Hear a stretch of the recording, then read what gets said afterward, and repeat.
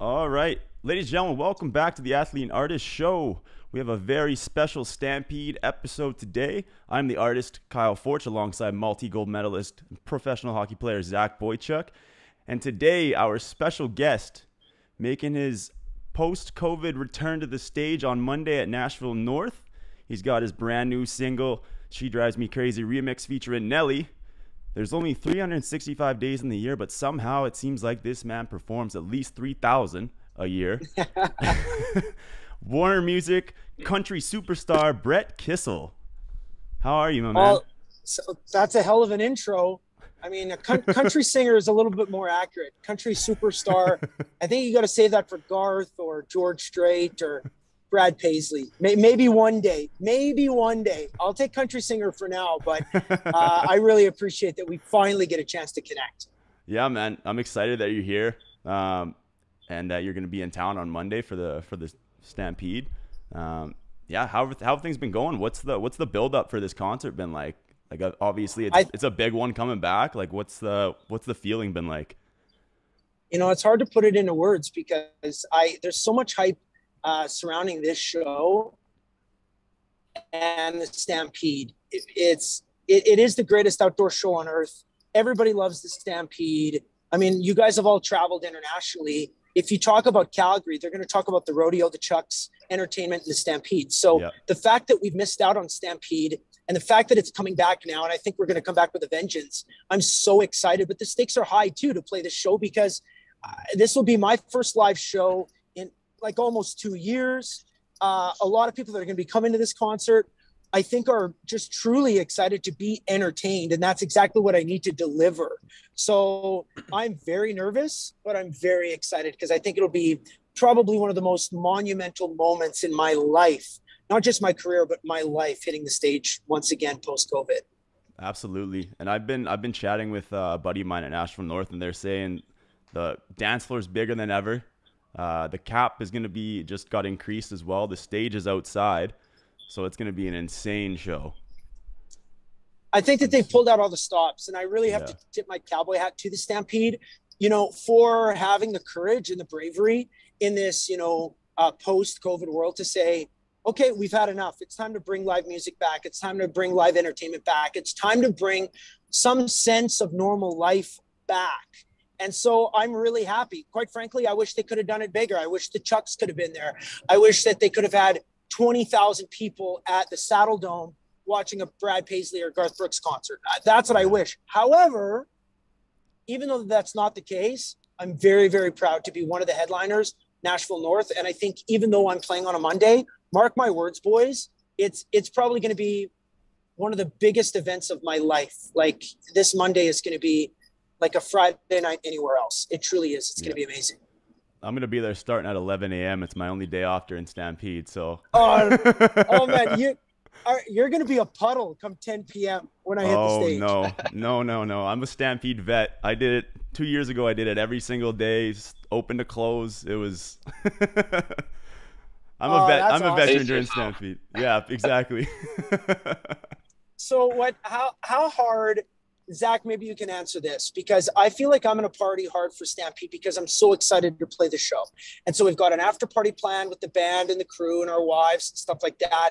But I'm just looking and I'm watching the guys who just won the cup last night. And I'm just thinking, how hard are they going to go and for how long? Like when do you think they're actually going to get to sleep? Because I believe they haven't gone to sleep yet. Like Zach, you can comment on that.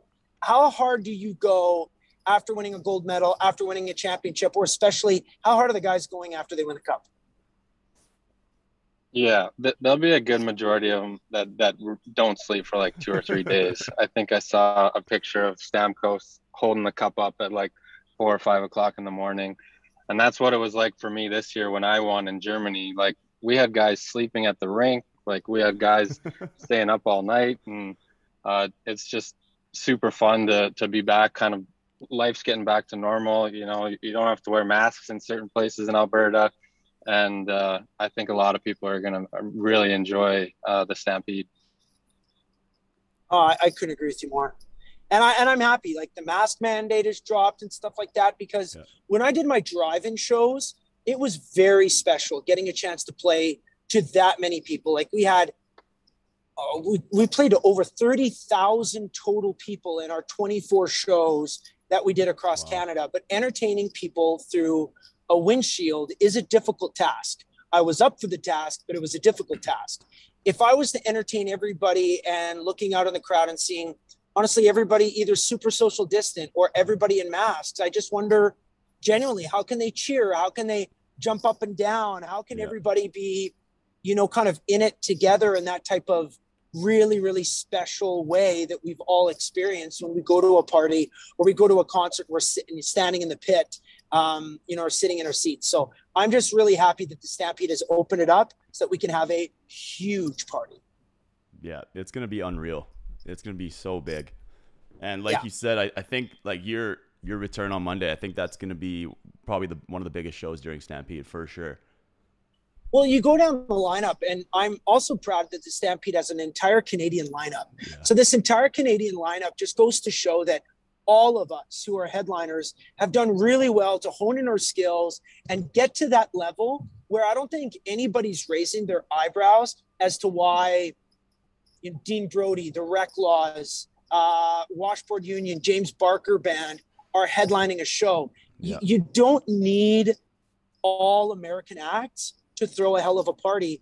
James Barker Band, they're a superstar band in Canada, no question. The Rec Laws, superstar group in Canada, no question. Dean Brody, one of the best male artists we've ever had in the history of Canadian country music. So I'm very happy that even though the border proved to be a bit of a problem, the Stampede is like, that's fine. We've got some homegrown talent, and we're going to make sure that we fly the Canadian flag with pride at these shows. Yeah, absolutely. It's going to be very special for the return to Stampede, having that all-Canadian lineup for sure.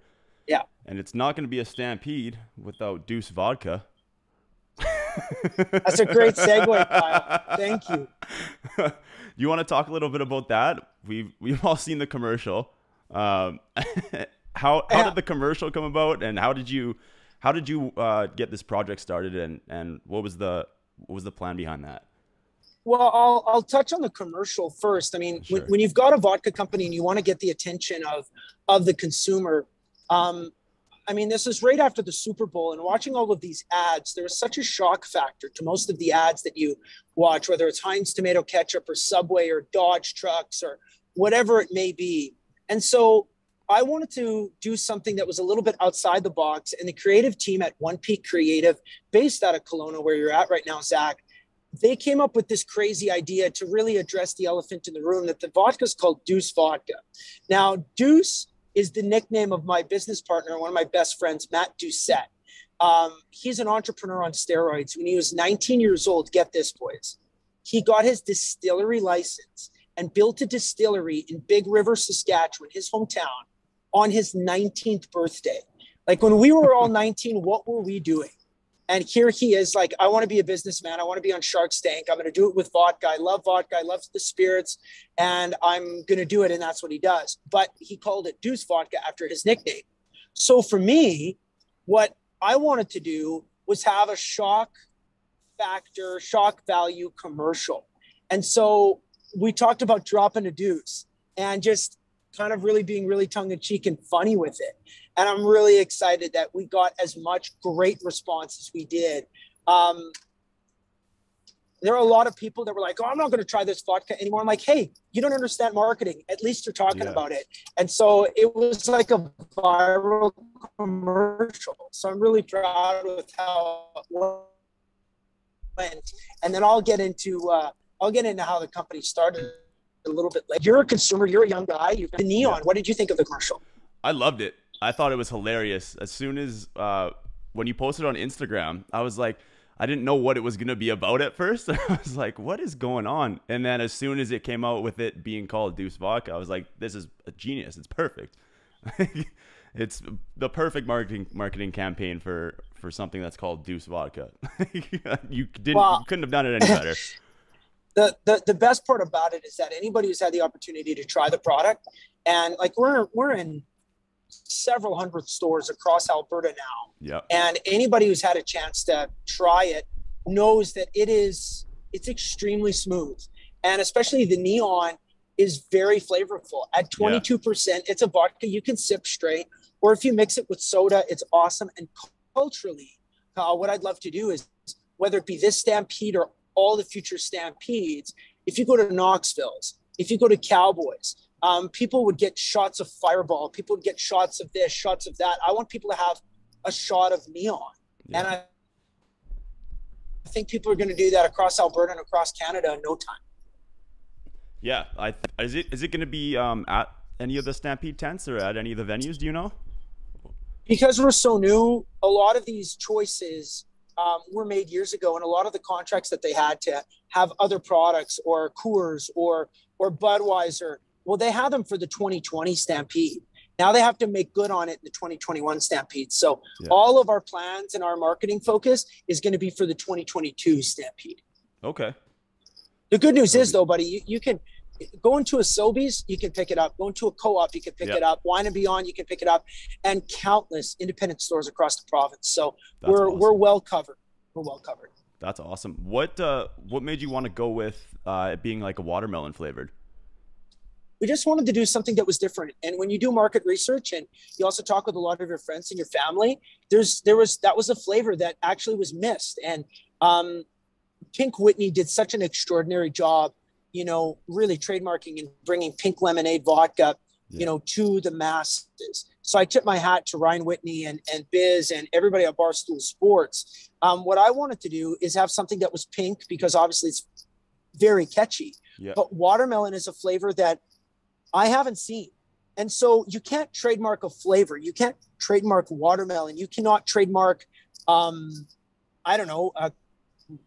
raspberry. You can't trademark espresso, but you can trademark if you create a flavor and if you trademark the name of it.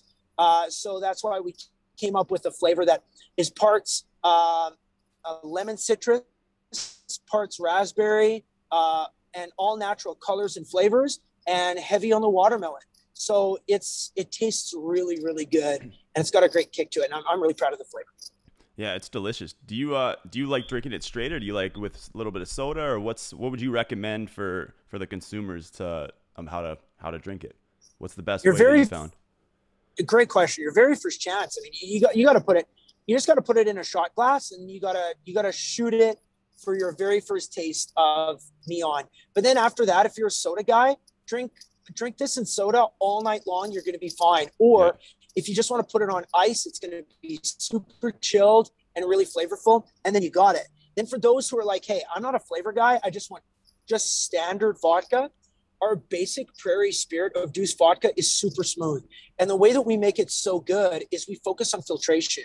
Any company is going to tell you this great, wonderful story about how they met the farmer and they cut the wheat and they put it in a 1920s train rail car and they took it to the distillery, and then they spent 3 years, making it and turning it into alcohol and blah, blah, blah. And I don't know about you, but I'm already bored with the story.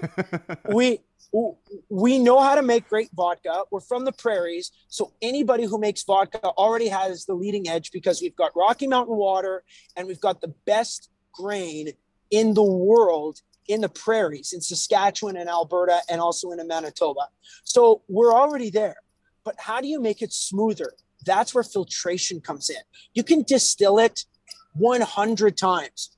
No one will be able to taste the difference. But if you filter it, and we have an elite filtration system that's been patented, and that's how you get a very, very smooth vodka.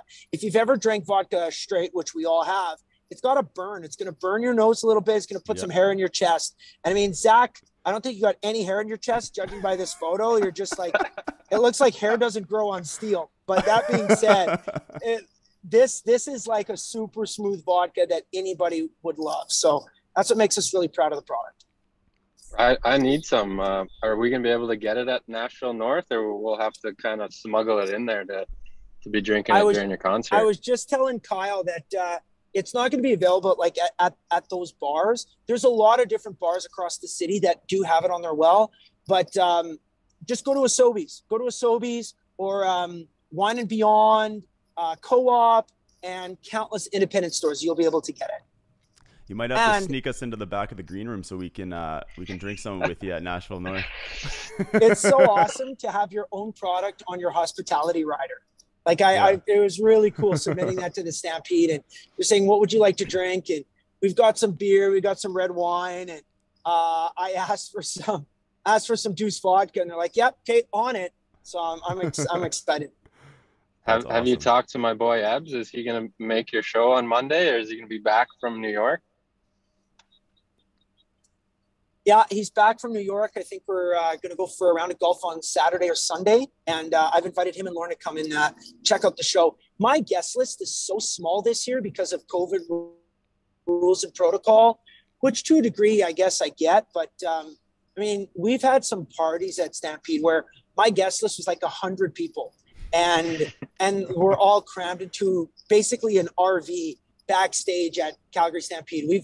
We've thrown down, and we've had some good ones in my early 20s, but now I think we're going to take it easy. And I don't know, probably Ebbs has got to get back to his little baby Collins, and I'm going to have to get back to my 3 kids too. So we'll probably have a drink and a hug, and it'll be great to see him.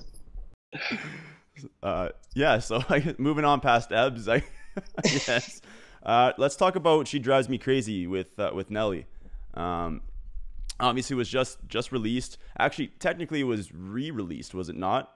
The original release date was last year, and then something happened. I don't know if you can talk about it or not. If not, we can just cut that out. But no, it's not a problem. I mean, in the music business, there's so many moving parts and so many crazy things that happen. So we released it in November, and what had happened is we had been talking with Nelly's camp for months about the release of this song, and we were supposed to release it in June of 2020, but because of the pandemic, we kept pushing it. So it was our fault. We kept pushing it. So finally we say, hey, let's go in November. Are you cool with that? And they're like, yeah, we're cool with that. So we released it in November, and we released it for 1 week, and we averaged 1 million streams per day. Wow. So that's how you can really tell it's a hit song, and it's really resonating with people. And then Nelly and FGL dropped their collab called Lil Bit. Yeah. And like a week after. So literally we're like, hold it. We feel bad. We don't want to step on your toes with what you got going on with FGL. And they had asked us if we felt comfortable pulling the song down and re-releasing it in the summer of 2021. And it's one of those things. I mean, there's no denying when Nelly and his camp was a very, very, like, he's an incredible artist, and he was so nice. And he's like, do you mind doing that so we can have a little bit more runway with FGL, and then we'll put some time, effort, attention behind your track in the summer? We thought it would be weird if we did it a month in, but if it was just a week, sure, we'll pull it down. Yeah. We got our numbers. We know it's a hit. We can re-release it. So that's exactly what we did. So we re-released it, and things are going gangbusters once again. And it's so great to see. I'm really, really proud of the response, and just getting an opportunity to tell the world that this guy from Flat Lake, Alberta, who's a Canadian country singer, has the opportunity to write and record with a legend in the business. And Nelly's a beauty in every sense of the word. Yeah, and it was a great song too. I was so excited. I've been waiting for it to be re-released since I saw it out. I found the original story that you told of you explaining how the record came to be. And then I was looking for the song, and it wouldn't play, I was just getting so frustrated because I didn't know what was going on. But now I'm glad that I know, and I'm glad that it's out, because it's been on repeat for me since it came out again. I've already memorized Nelly's verse. So if you need someone to sing it at Stampede, I'm your guy. Well, hey, it all depends on how many beers I drink and how many beers you drink, and I may have to take you up on that one of these days. So make sure you're close by the stage. Honestly, I think that'd be hilarious. All right, man, we'll be there for sure. It seems like you're such a easygoing guy. Like, you're just like, oh yeah, we'll re-release it. Right now, you pulled over on the highway to do this interview with us, and like a similar thing happened with technical difficulties at the Edmonton Oilers game. Can you go through that unbelievable viral story? When was it your mic wasn't working? Yeah, it's so crazy when I getting a chance to talk about that moment and relive that moment, because we've all been in attendance when somebody butchers the anthem, or you, Zach, have been on the ice when somebody butchers the anthem and you just got to roll your eyes. And that's one of my biggest fears, is making a mistake during one of the most important, if not the most important song in our country. So we do a sound check at 4 p.m. before the playoff game. I strum my guitar. I sing the American anthem like 10 times through. Everything's golden.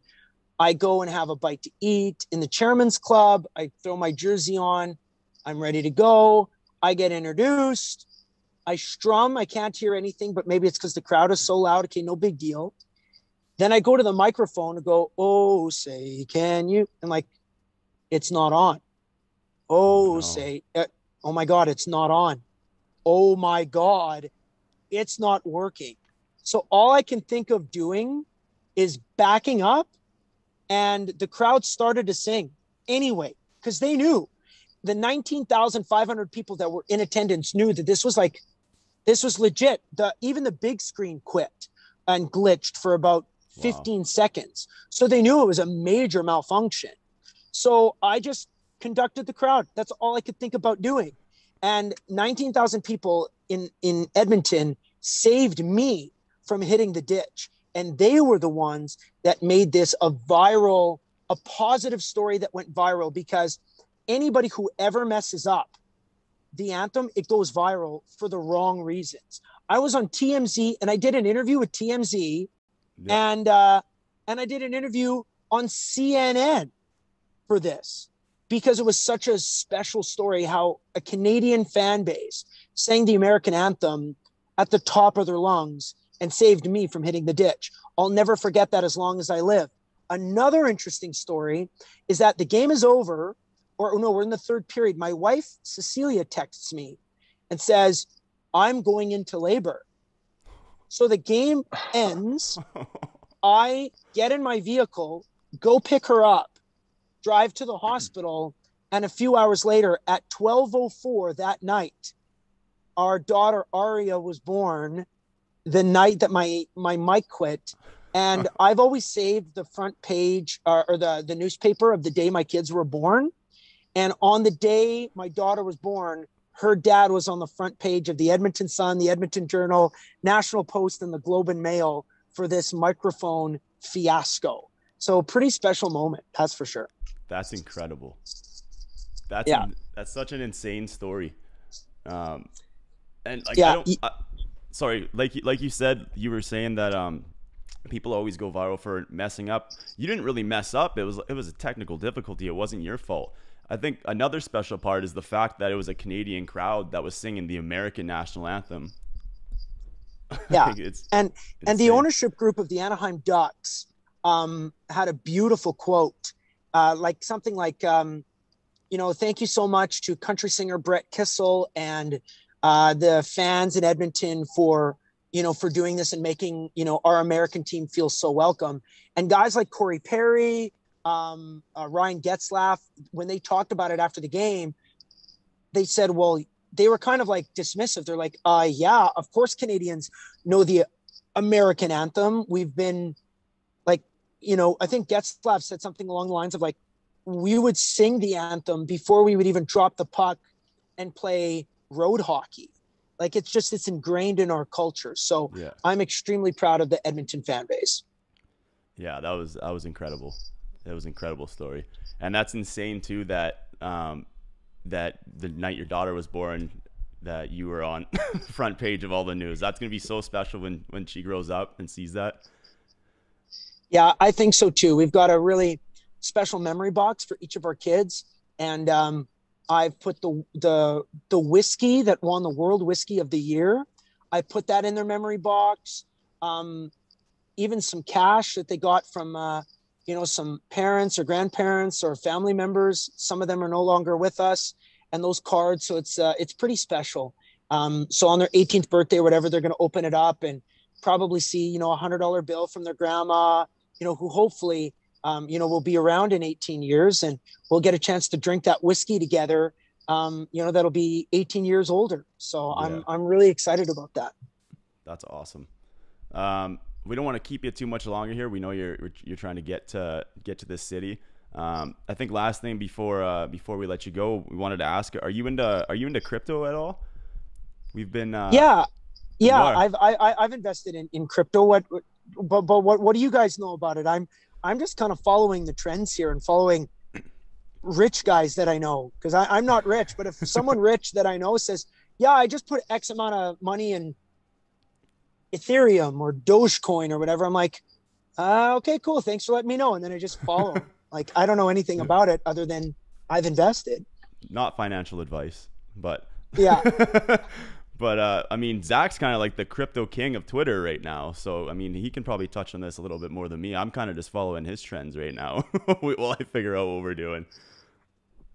Yeah, I've like dived in like head first. I've only been doing crypto for like 3 or 4 weeks, but I think my dad sent me some Bitcoin, and then I bought a bunch of meme coins that people were tweeting about, and now I'm full in on meme coins like Doge and Baby Doge and all these other crazy ones. So it's been fun throwing a little bit of money around here and there and seeing how crazy some of them take off. But yeah, definitely not financial advice.